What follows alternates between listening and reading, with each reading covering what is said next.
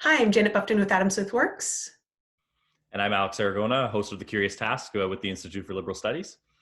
And this is the Smith Questionnaire. So Alex, I'm just going to jump right in. Sure. Okay, would you rather be loved or lovely? Default answer is definitely lovely. Would definitely like to live with that rather than having the other without the lovely part. So in the spirit of the question, definitely lovely. But both is good to round off the answer to that question. If you could have both, that'd be great. Yeah, hard to argue. Wealth of Nations or Theory of Moral Sentiments?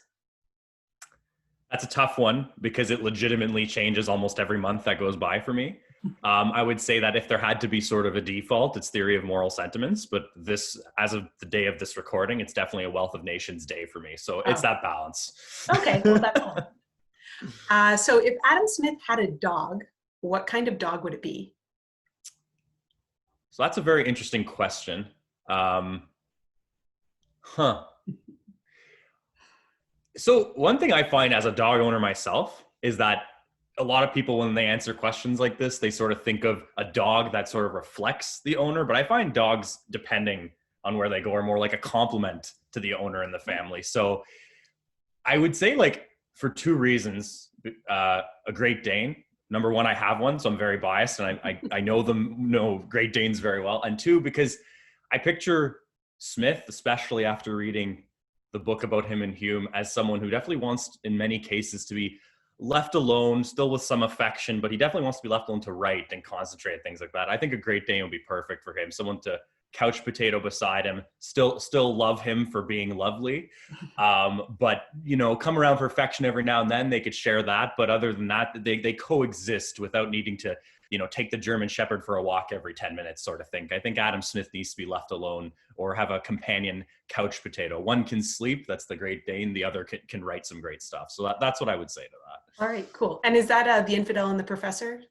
Yes, that's the book I was referring to, yes. Cool. What is the best antidote to the torpor induced by the division of labor? Ooh, that's a fun one. There is an article in Adam Smith Works where I grabbed that quote as well. So I just came off thinking about a lot of that. The best antidote, I would say, is education, but in the broadest sense. I don't mean formal education. That's a quote unquote from Brian Kaplan, waste of time and money, the whole education system. But in terms of really challenging yourself to learn how to think instead of absorbing what to think, that's a good antidote to that. And then you'll probably find through that process that you enter a bunch of different avenues and different subjects you like, pretty much just pursuing anything that you find at first interesting naturally and seeing where that takes you, whether that is, in one case, video games or just painting the next award-winning portrait. That's probably the best antidote. Yeah, or just painting the next award-winning portrait. Or just painting the next award-winning portrait. Yeah, the idea is, either way, I guess what I'm ultimately trying to say is the idea is pursuing something genuinely and trying to be, and pursuing your interests genuinely is the best antidote. And trying to avoid the trap, and this is something I mentioned in my article too, of just using your downtime from your vocation as just relaxing from that. So for instance, it's really easy, and I do it too, everyone's guilty of this, to just flip on Netflix and veg out for 3 hours after work kind of thing. If you can find some sort of way to, when you're not in your division of labor-esque job, figure out a way to do something else that challenges your mind even a bit, that's the best antidote, I would say. Yeah, cool. So if Adam Smith had a favorite podcast, what podcast do you think it would be? Oh, well, the Curious Task. There you go. That's a flippant answer for self-promotion, but I would also like to extend that by saying that I actually think you would like the Curious Task a lot. I think it's like it covers a breadth of subjects, honestly, with conversation over the course of an hour. In Pete Betke's case, almost an hour and 40 minutes.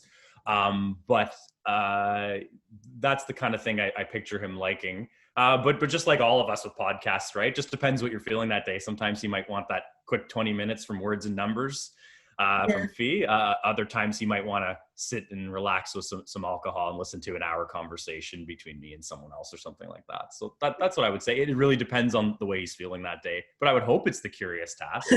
After all this work we put into it, the ILS, I would hope him and others like him would like it. I kind of like that idea that he might, some days really need to relax by listening to a conversation, but other days he's like, no, I just need to be thinking about something for a few minutes, and then I got to get back to right all the writing he never finished. Yes, when he's walking the Great Dane, which you don't have to do as often as other dogs, maybe just throws in his AirPods if he lived today and listen to a quick hit podcast kind of thing. Maybe when he's trying to recharge a bit, that's sort of the hour-long conversational stuff. Yeah, I'm gonna need a minute to recover from the idea of Adam Smith with AirPods. Now I need to get a graphic designer at our agency at my day job there to actually animate that. So that's on my list now. I'll make sure to write that down. If you do, be sure to send it to us. We'd enjoy that. For sure. What do you pursue for pleasure that was once followed from necessity?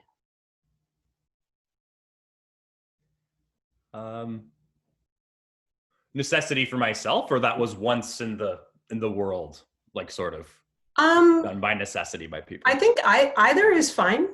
Okay. That's a really good question. Well, I guess I could start myself first.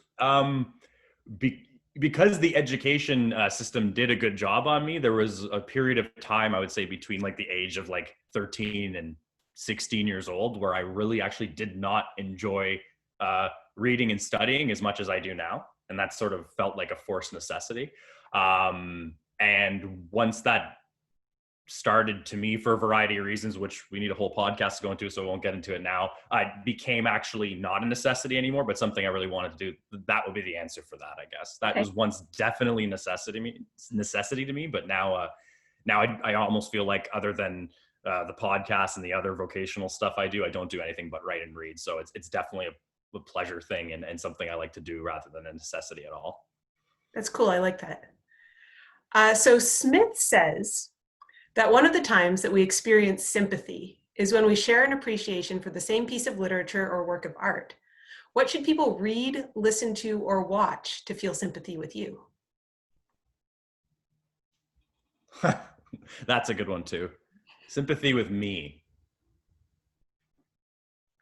I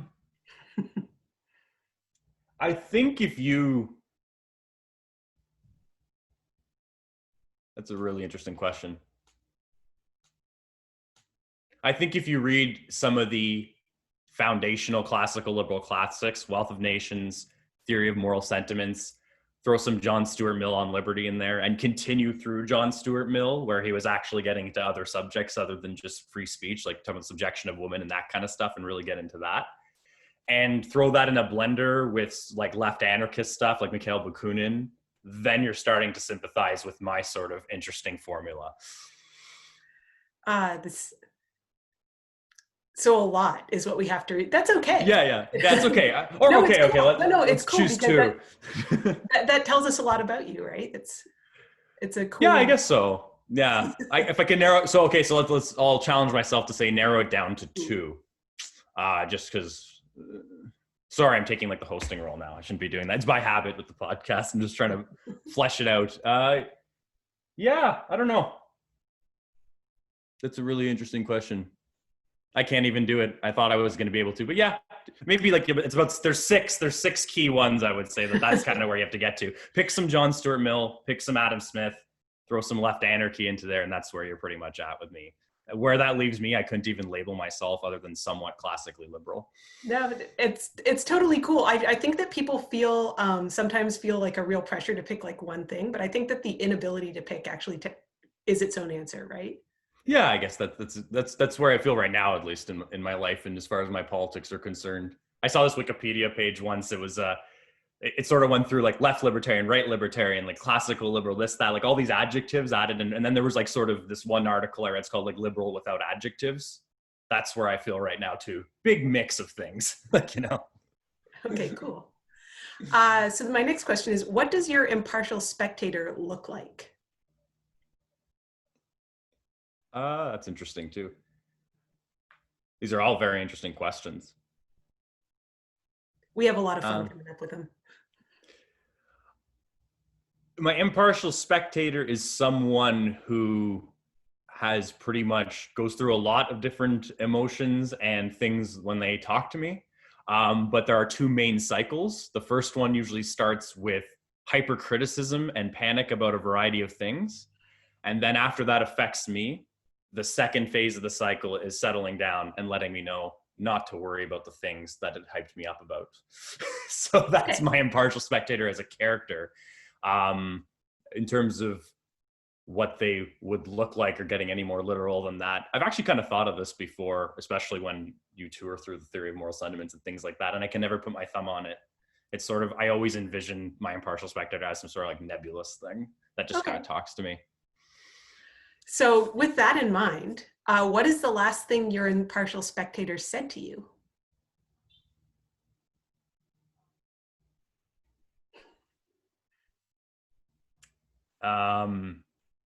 If you don't message Janet that you're running a bit late for this interview, you're going to come off as very rude. That's the last time they told me something. I can see Smith's impartial spectator saying that to him a lot because he's a bit absent-minded, right? Like you've got the story of him dunking toast into tea Yeah. and complaining about the tea and stuff like It's that. one of my favorite. Or was it like ink or something, like his pen? Or I forget what it was. There's probably one about the pen too. He definitely tried to make tea with some buttered toast and then complained. Yes, that's right. That's my favorite kind of It stuff. happens to the best of us, probably. So I've got Yeah, one more jabbing question. quills into tea, full of ink, definitely. I've got one more question. If an afterlife exists, what would you like to discuss with Adam Smith when you get to meet him? Oh, how much time does he have for me? Is this I like mean, a it's an afterlife, right? right? So presumably lots. I'm assuming he's holding court with a lot of people before me, but what would I want to ask him?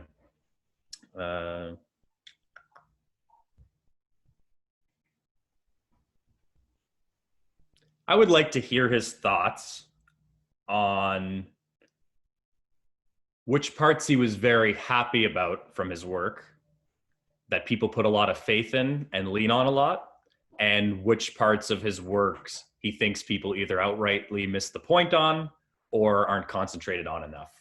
That would be a cool conversation. I All would right. think so. Yeah. I mean, we got two sort of major works to talk to him about, and I would also like to ask him where the other stuff went, because I know there's a lot of book burning in the middle of all this and getting angry at things that weren't completed the way he wanted. So I would definitely want to talk to him about that too, if he'd be so kind as to answer my questions He on might have those. to do that one as like a seminar to save himself some time. Right? Yeah, he'd have to invite everybody that's up there trying to talk to him, which again, that'd be a huge lecture hall in the afterlife. So, Well, he might not mind that. All right. Thank you right. so much. Thank you. It was fun.